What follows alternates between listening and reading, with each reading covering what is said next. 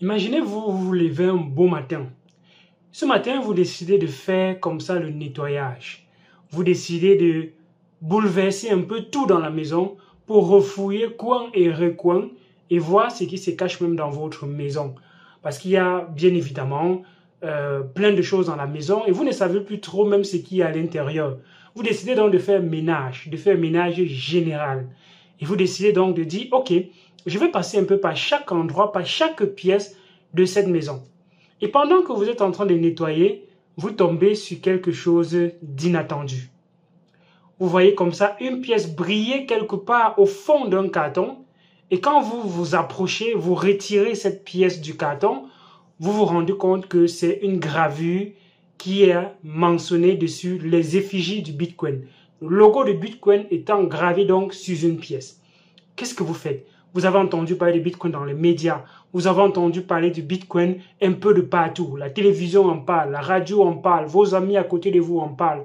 Vous n'avez jamais possédé de Bitcoin et vous voilà donc en possession d'une pièce qui est gravée dessus Bitcoin. Vous faites un peu quelques petites recherches directement sur Internet et là vous vous rendez compte que le Bitcoin vaut 22 millions, environ 25, près de 25 millions de francs CFA. Dans votre petit coin du Cameroun où vous n'avez pratiquement jamais touché une somme pareille, vous vous dites votre vie a changé.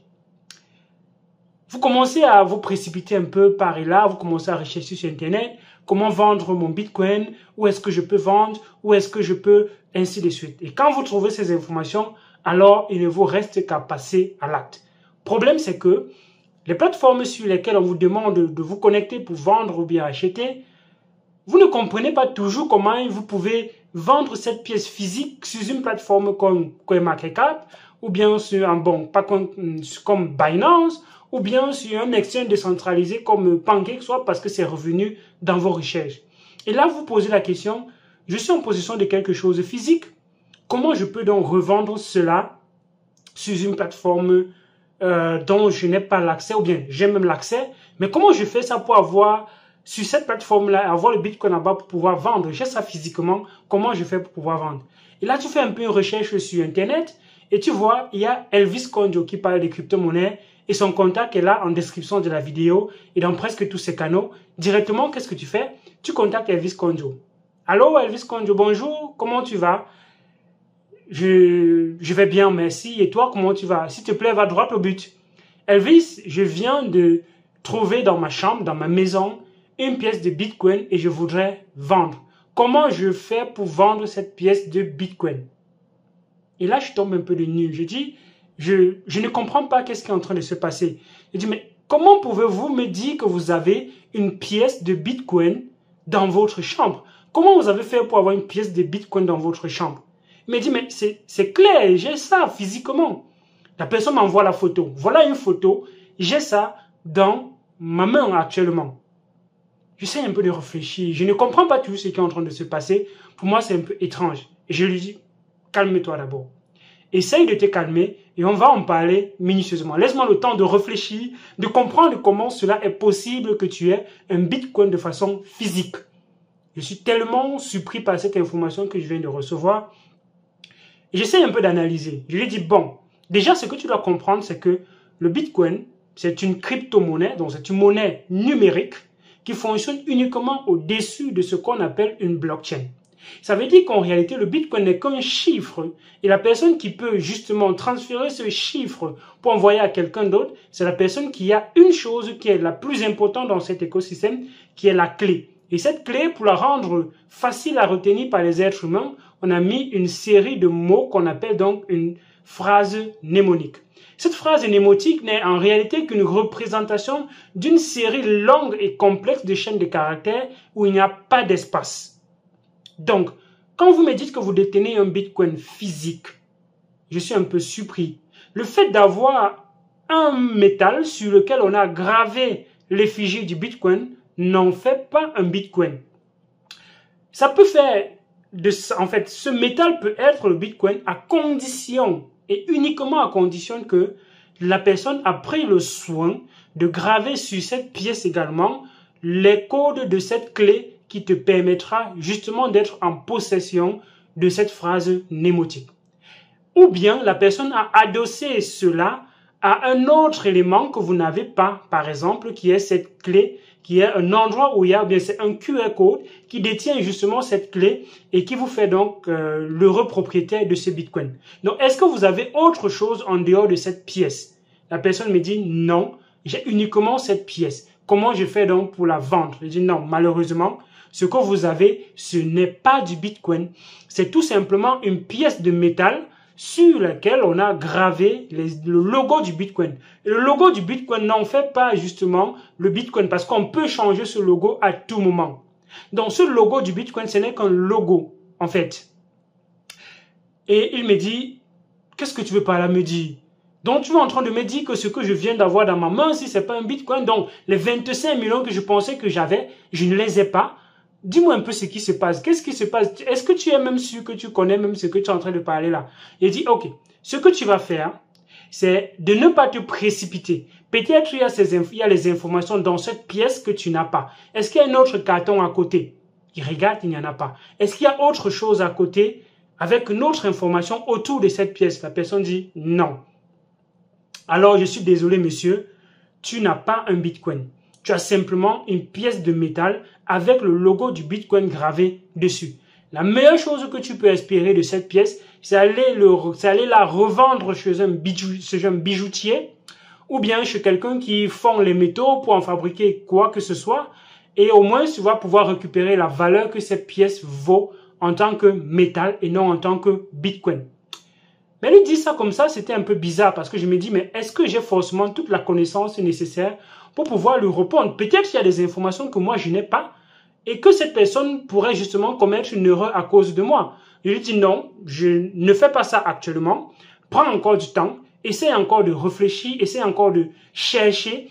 Peut-être il y a justement une autre information qui est cachée quelque part. Peut-être cette pièce-là est quelque chose qu'on peut diviser, on peut ouvrir un endroit et quand on ouvre un endroit, il y a justement à l'intérieur cette phrase mnémotique qui est justement une façon précieuse de léguer quelque chose à la prochaine génération. Tu mets la phrase mnémotique dans un métal, tu peux mettre ça sous forme de QR code que tu vas graver peut-être à l'intérieur du métal et tu fermes ça très bien et tu passes comme ça à la prochaine génération.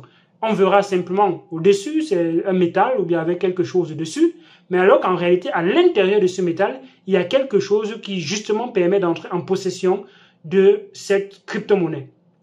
Et là, je dis, non, peut-être on n'a pas toutes les informations. Il faudrait garder cette pièce jalousement et peut-être on pourrait trouver d'autres informations cachées quelque part par la suite. Ça peut être, vous savez très bien à l'époque, quand il y avait la Deuxième Guerre mondiale, la Première et pendant les guerres mondiales, pour transmettre les messages, on utilisait ce qu'on appelle souvent le point. Donc, le point, c'est on encode un message dans un point et quand tu vois, tout simplement, tu lis un long texte comme ça, mais en réalité, il y a un point qui détient un certain nombre d'informations. Mais c'était un peu trop parce que je me dis, pour quelqu'un pour faire cela avec cette pièce, la personne doit utiliser une technologie militaire de pointe pour pouvoir graver quelque chose dans un point. Il faudrait avoir une technologie militaire de pointe. Et ce qui est donc très peu probable que cette personne soit à côté, en face de quelque chose qui a justement ce niveau de technologie-là. Donc la probabilité que un collectionneur de pièces peut-être du côté de la Chine a acheté une pièce d'or, comme une pièce peut-être d'or, parce que si c'est une pièce d'or, alors ça vaut beaucoup d'argent. Vu que si c'est de l'or pur et à l'état naturel et que toute cette pièce-là c'est de l'or, alors ça vaut également beaucoup d'argent. Donc, mais bon, c'est très peu probable. Donc, la personne a peut-être acheté cette pièce-là quelque part comme ça, où c'est un peu de métal avec un peu peut-être d'or là-dessus. Et bon, voilà, je l'ai dit, dans tous les cas, je ne te conseille pas de vendre ça maintenant parce que ce serait faire quelque chose à la va-vite. Il y a peut-être des informations que nous n'avons pas et tu dois encore chercher une autre information à côté qui pourrait venir refermer cette pièce de puzzle qui est en train de manquer pour que tu sois réellement en possession de ce Bitcoin si jamais effectivement il s'agit d'un Bitcoin. Mais bon, Dites-moi un peu ce que vous pensez en commentaire de cette vidéo. Dis-moi un peu ce que tu penses en commentaire de cette histoire-ci.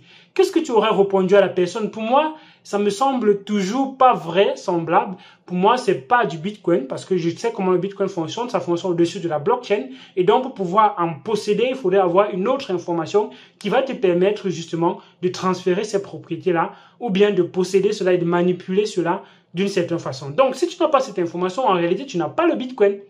Donc, dire qu'on a une pièce physique de Bitcoin, pour moi, c'est pas réellement du Bitcoin, c'est pas du Bitcoin, c'est tout simplement une pièce comme ça. Et je pense que, en réalité, c'est une pièce que quelqu'un a collectionnée quelque part. Vous pouvez aller sur des sites où on vend des pièces par-ci par-là, et on peut faire une pièce avec n'importe quel logo, un peu comme une pièce où on décide de mettre le logo d'une entreprise, ou bien un métal sur lequel on décide de graver plutôt l'image de quelqu'un, un métal sur lequel on décide de graver X ou Y. Et si on a gravé donc le logo du Bitcoin sur un métal, ça ne fait pas de ce métal du Bitcoin clairement et proprement dit. Donc, moi, je pense clairement qu'il n'a pas le Bitcoin. Il a peut-être eu un métal comme ça que quelqu'un a laissé avec une autre pièce à côté. Mais en réalité, pour moi, si quelqu'un avait vraiment ce Bitcoin, il n'aurait pas balancé ça là-bas. À moins que ce soit son parent qui l'a légué cela d'une façon ou d'une autre, et il y a peut-être une information cachée quelque part dans un livre ou bien dans un testament ou bien dans un quoi que ce soit. Là, on n'a pas donc toutes les pièces du puzzle et je peux pas lui demander de se débarrasser simplement pour récupérer quelques miettes, alors que peut-être il a quelque chose qui vaut bien plus que ce qu'un bijoutier pourrait lui donner, ou bien ce que un forgeron ou bien je ne sais pas trop n'importe qui pourrait lui donner en échange justement de cette pièce-là.